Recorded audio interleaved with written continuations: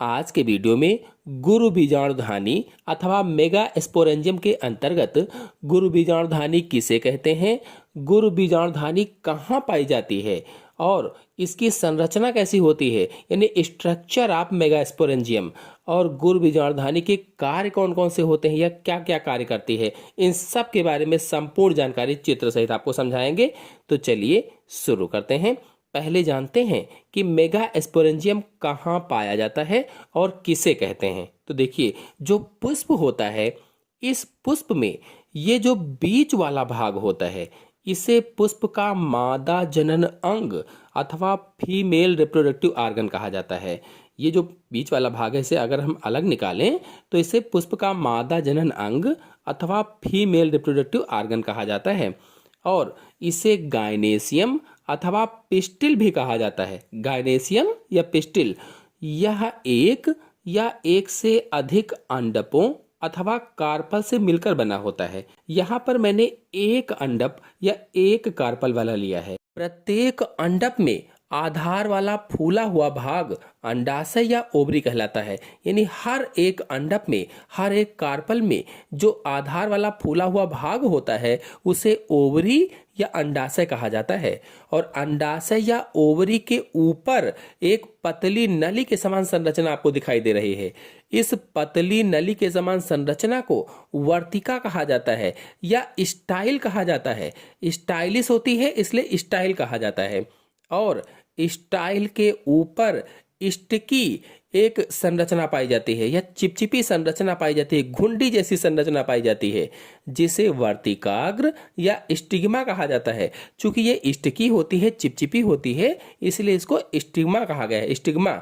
अब अंडाशय या ओवरी के अंदर देखिए, बहुत सी छोटी छोटी गोल आकृति की रचनाएं आपको दिख रही हैं।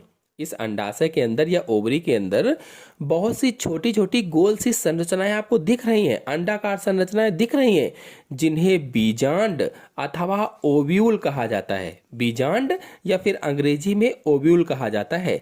और इन्हीं बीजांड या ओव्यूल को गुरु बीजाणुधानी या मेगा स्पोरेंजियम कहा जाता है। यानी जो बीजांड होते हैं, जो ओव्यूल होते हैं, इन्हीं को गुरु बीजाणुधानी या मेगा स्पोरेंजियम कहा जाता है। तो आपको पता चल गया कि गुरु बीजाणुधानी या मेगा स्पोरेंजियम क्या होती है। तो गुरु बीजाणुधानी या मेगा स्पोरेंजियम फूल अथवा फ्लावर में अंडाशय के अंदर बीजांड या ओव्यूल के रूप में पाया जाता है। जो अंडाशय होता है, जो ओवरी होता है, उसमें ओव्यूल जो होता है वही गुरु बीजाणुधानी होती है या मेगा स्पोरेंजियम होती है। तो प्रत्येक बीजांड अथवा गुरु बीजाणुधानी अंडाशय में बीजांडासन से एक पतले वृंत के द्वारा जुड़ा रहता है।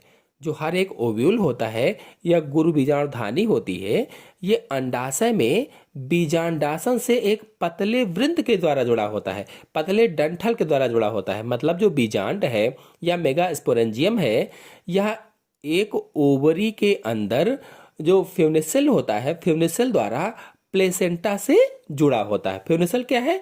तो बीजांड वृंत के द्वारा। प्लेसेंटा क्या है? तो बीजांडासन होता है। तो फ्यूनिसल के द्वारा प्लेसेंटा से जुड़ा रहता है।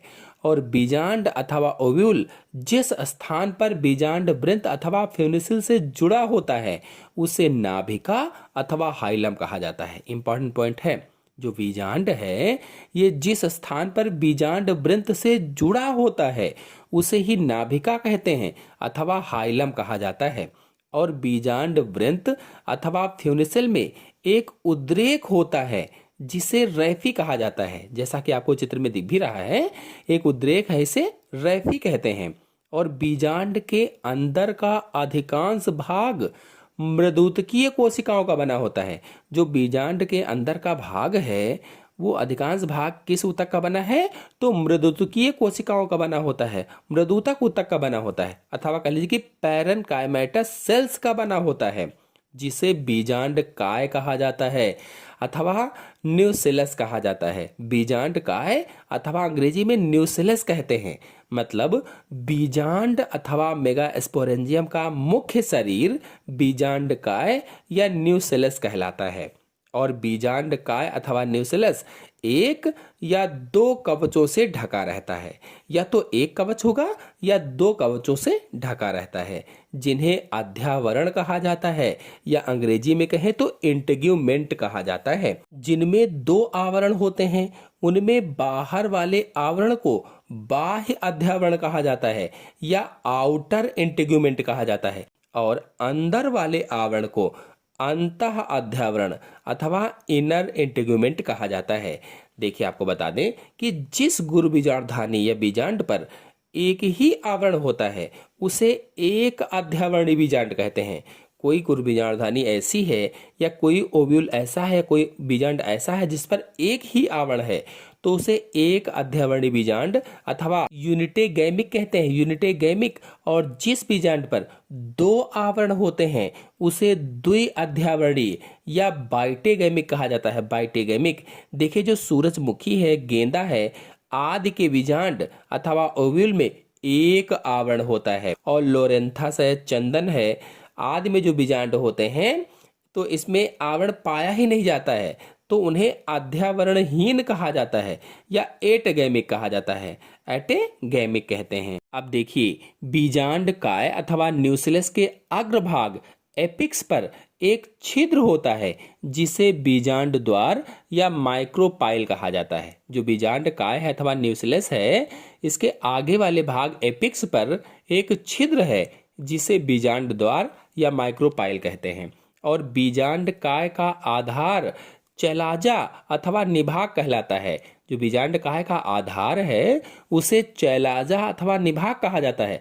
मतलब अध्यावरण अथवा इंटीग्यूमेंट जहां से निकल रहे हैं, जो अध्यावरण है, जो आवरण है जहां से निकले हुए हैं, उसे निभाग या चैलाजा कहा जाता है। और बीजांड काय या न्यूक्लियस के अंदर एक अंडाकार संरचना है जिसे भ्रूण कोश अथवा एम्ब्रियो सैक कहा जाता है। जो बीजांड काय अथवा न्यूक्लियस है, इसके अंदर बीच में एक अंडाकार संरचना आपको दिख रही है, उसे ही भ्रूणकोश अथवा एम्ब्रियो सैक कहा जाता है। और यह फीमेल गैमेटोफाइट को प्रदर्शित करती है, फीमेल गैमेटोफाइट को। और आपको बता दें, इसी भ्रूणकोश में 3 कोशिकाएं निभाग की ओर, जिधर निभाग है उधर 3 कोशिकाएं होती हैं। उन कोशिकाओं को प्रतिमुख कोशिकाएं कहा जाता है, एंटीपोडल सेल्स कहा जाता है। प्रतिमुख कोशिकाएं या एंटीपोडल सेल्स कहा जाता है। और 2 स्वतंत्र ध्रुवीय केंद्रक बीच में होते हैं। जो बीच में 2 केंद्रक हैं ये पोलर न्यूक्लियाई कहलाते हैं या द्विध्रुवीय केंद्रक कहलाते हैं। और 3 कोशिकाएं बीजांड द्वार की ओर होती हैं, आपको दिख भी रही हैं। जो बीजांड द्वार है इसकी तरफ जो भ्रूणकोश है, भ्रूणकोश में 3 कोशिकाएं हैं। इनमें से जो बीच वाली कोशिका है, बीच वाली कोशिका को अंड कोशिका कहा जाता है या एग सेल कहा जाता है। और इसके दोनों तरफ यानी अंड कोशिका के दोनों तरफ या इधर उधर स्थित कोशिकाओं को सहायक कोशिकाएं कहा जाता है या सिनर्जिड सेल कहते हैं। सहायक कोशिकाएं या सिनर्जिड सेल कहा जाता है। और तीनों कोशिकाएं मिल करके या सम्मिलित रूप से अंड समुच्चय या अंड उपकरण बनाते हैं या एग आपरेटस बनाते हैं। और बीजांड द्वार वाले सिरे के पास एक तंतु रूपी उपकरण या फिलीफॉर्म ऑपरेटस होता है या संकलित मोटी भित्ति का बना होता है और जीवद्रव्य कला का सतही क्षेत्रफल बढ़ाता है। तो इस प्रकार से आज के वीडियो में मैंने आप लोगों को महाबीजाणुधानी अथवा मेगा स्पोरेंजियम अथवा गुरु बीजाणुधानी के बारे में डिटेल से समझाया। आशा है आप लोगों को अच्छी तरह से समझ में आ गया होगा। समझ में आ गया हो तो वीडियो को लाइक और शेयर कीजिए। चैनल पर नए हैं तो चैनल को सब्सक्राइब कर लीजिए। धन्यवाद।